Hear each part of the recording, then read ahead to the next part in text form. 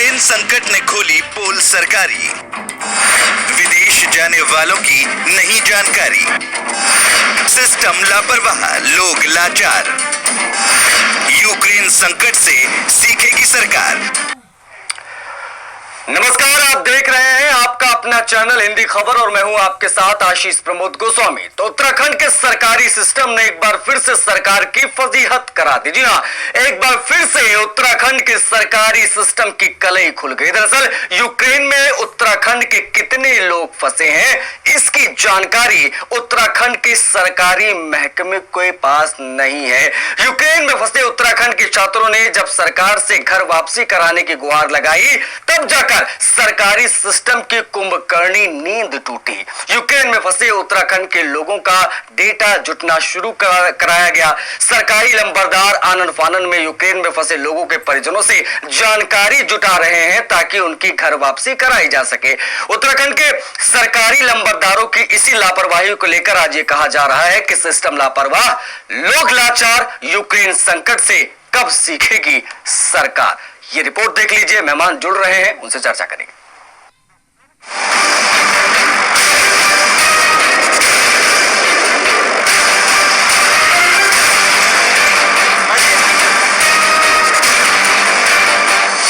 Ukraine संकट ने उत्तराखंड के सरकारी सिस्टम की पोल खोलकर रख दी है। उत्तराखंड सरकार के पास यूक्रेन में फंसे उत्तराखंड के लोगों का डेटा तक नहीं है। हालात ये है कि यूक्रेन में फंसे नागरिकों के बारे में सरकार उनके परिजनों से जानकारी जुटानी पड़ रही है। उत्तराखंड सरकार और सिस्टम में बैठे सरकारी लंबरदार अभी तक ये पता नहीं लगा पाए कि यूक्रेन में उत्तराखंड के कुल कितने लोग फंसे हुए हैं। बस केंद्र सरकार की मदद से जो लोग वापस आ रहे हैं, बस उनकी ही गिनती हो पा रही है। जो छात्र वापस लौट कर आ गए, वो और उनके परिजन खुश तो हैं, लेकिन सरकारी लापरवाही पर सवाल भी उठा रहे हैं। मेरा लड़का यहाँ आया, मुझे बहुत खुशी हुई। मुझे मेरे पूरे परिवार को, मेरे पूरे गांव वालों को और रिश्तेदारों को तमाम जगहों से फ़ोन आ रहा है कि भाई आपका बेटा सही सलामत घर पे वापस आ गया।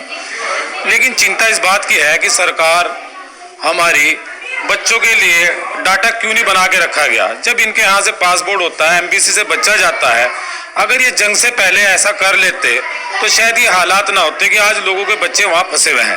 परसों मैंने अखबार में पढ़ रहा था कि सरकार ने 154 बच्चों का डाटा जुटाया है।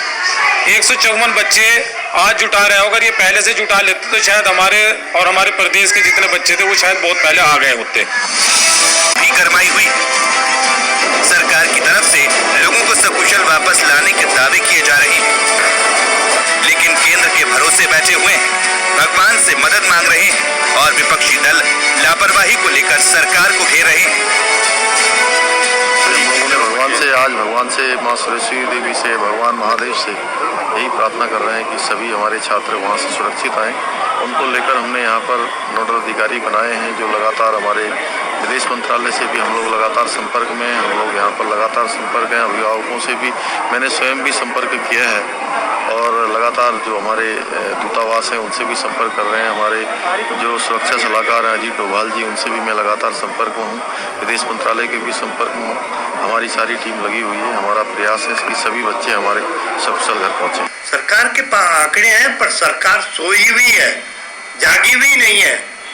लोगों को गुमराह करने के लिए जिसको केवल वोटों की चिंता है, धर्म और जाति में बांट दो, उससे मैंने कहा कि नागरिकों की कोई चिंता नहीं। अगर इस सरकार के आंकड़े नहीं थे तो ये सरकार रहने लायक नहीं है। तो उत्तराखंड के इतने बच्चे आज यूक्रेन में फंसे हुए हैं। एक एक बच्चे का अपडेटेड रिकॉर्ड, वो किस शहर में है, किस स्थिति में है, उत्तराखंड सरकार के रडार पर होना चाहिए था। लेकिन दुर्भाग्य की बात है कि सरकार अभी तक आंकड़ा ही नहीं जुटा पा रही है। सरकार ही अभी तक अपडेटेड नहीं है कि हमारे बच्चे किस स्थिति में, किस शहर में, कहां पर कैसे हैं।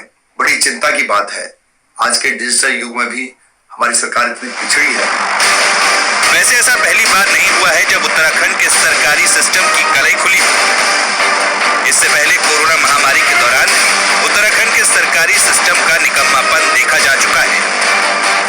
तब भी सरकारी महकमों के पास विदेश से लौटने वाले उत्तराखंड के नागरिकों की कोई अपडेट जानकारी नहीं थी। हालांकि ऐसा नहीं है कि सरकार के पास इंतजामों की कोई कमी है।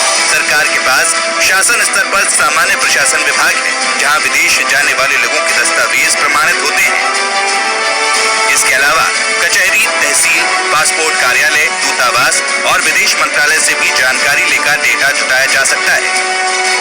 लेकिन इसकी जहमत उठाए कौन? क्योंकि सिस्टम में बैठे जिम्मेदारों को तो एसी कमरों में बैठकर ठंडी